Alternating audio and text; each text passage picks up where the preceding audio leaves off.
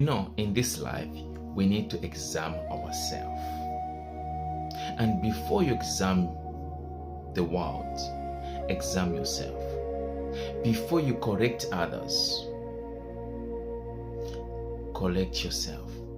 Before you ask God to change your situation, ask Him to review what He wants you to change within you. The strongest people is not the one who conquer others, but the one who has the courage to confront their own heart.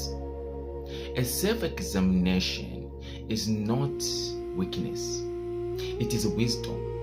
It is the pathway from awareness to transformations, from brokenness to healing, and from mess to exist to the truly living. Remember, growth begins the moment honest meet humanity.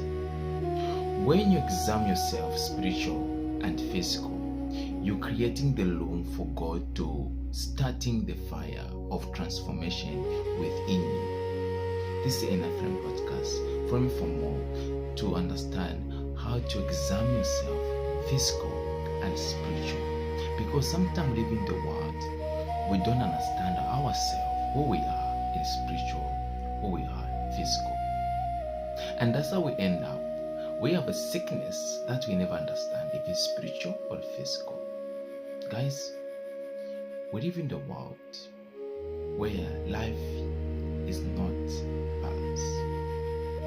I spent 2 years, 3 years of my life to study myself, to know me, to know myself, my weakness and my strength.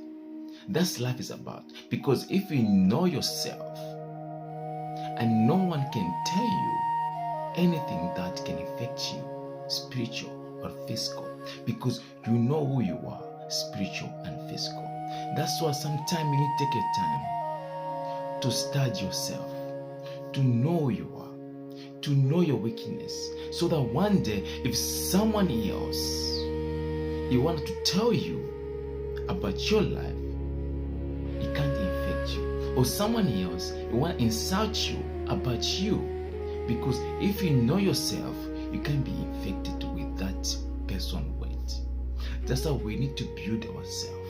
We need to examine ourselves so that we know our weakness in us, in ourselves. Because if you don't know your weakness, that's why you find most of people, they end up suicidal. They end up having anxiety. They have trauma.